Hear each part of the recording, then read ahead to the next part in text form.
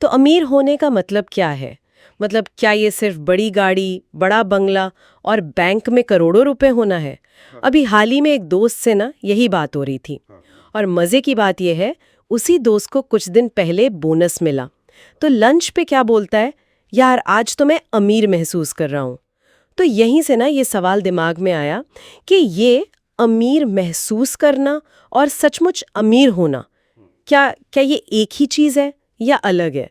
आज हम इसी पे थोड़ी बात करेंगे, पैसों से जुड़ी एक गहरी सोच पर, जो दोस्तों के बीच की एक आम सी बातचीत से निकल कर आई। देखिए, अमीरी का ना कोई एक फिक्स पैमाना तो है नहीं। बिल्कुल नहीं। जैसे उस बातचीत में राज कह रहा था, किसी के लिए शायद 5 लाख रुपए भी बहुत बड़ी बात है, तो किसी को 50 करोड़ भी कम लगते हैं।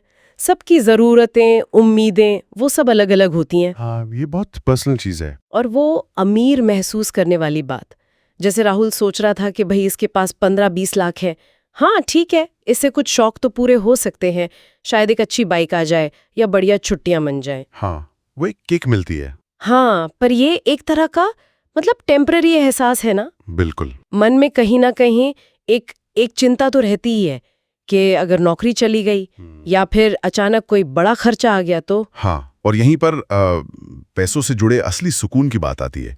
ये सिर्फ बैंक बैलेंस के नंबर्स की कहानी नहीं है। असली अमीरी शायद वो है, वो मानसिक शांति, जब आप रात को आराम से सो सकें, ये चिंता किए बिना कि कल के खर्च कैसे चलेंगे या कोई इमरजेंसी आ गई तो क्या होगा। सही बात। जैसा उस बातचीत में भी सब मान रहे थे कि भाई पैसा वही जो सुकून दे। और ये सुकून सिर्फ ज्यादा पैसों से नहीं आता, बल्कि अपने फाइनेंस पर एक तरह के कंट्रोल, एक सुरक्षा के एहसास से आता है। बिल्कुल सही कहा।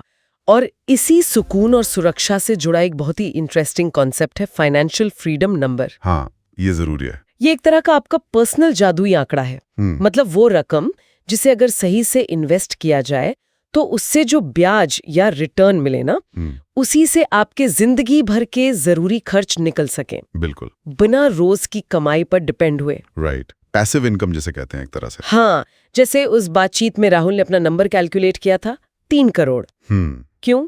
क्योंकि उसका महीने का औसत खर्चा वो करीब 1 से 1.25 लाख रुपए के बीच है। ओके। तो 3 करोड़ के इन्वेस्टमेंट पर उसे अंदाजन इतना सालाना रिटर्न मिल सकता है कि खर्च आराम से निकल जाए, बिना कैपिटल को हाथ लगाए। हाँ, ये कैलकुलेशन जरूरी है। और दिलचस्प ये भी है कि उसका ये नंबर बदला है। मतलब पहले वो शायद 50 लाख सोचता था, फिर शायद 1 करोड़, अब 3 करोड़। शायद जिंदगी के लक्ष्य बदल गए, या महंगाई का अंदाजा बदला, या बस अपने खर्चों को लेकर ज्यादा क्लैरिटी आ गई।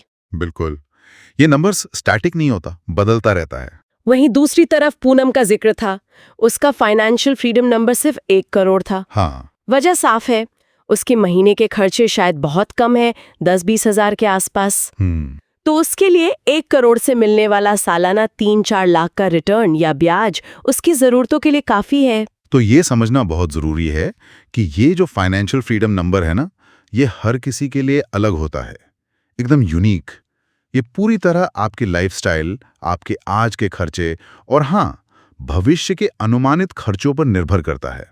सही। कोई सोच रहा है कि रिटायरमेंट के बाद दुनिया घूमनी है, किसी को बस एक शांत साधारण जीवन चाहिए।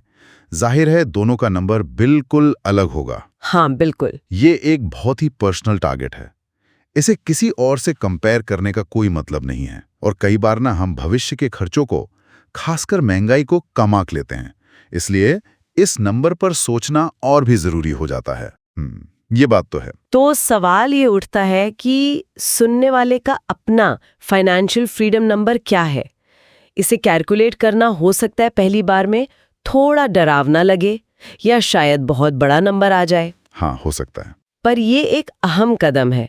अपने मौजूदा खर्चों को देखिए, भविष्य की जरूरतों का अंदाजा लगाइए और सोचिए कि उस चिंता मुक्त जिंदगी के लिए, उस सुकून के लिए आपको असल में कितने पैसों की जरूरत होगी। बिल्कुल।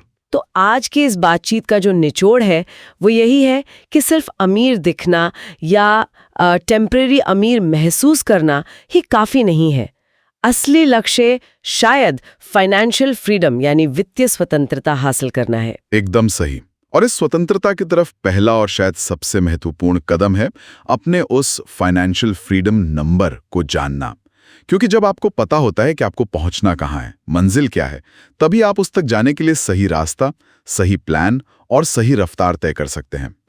ये जानने के बाद ही असली एक्शन शुरू हो सकता है, प्लान बन सकता है,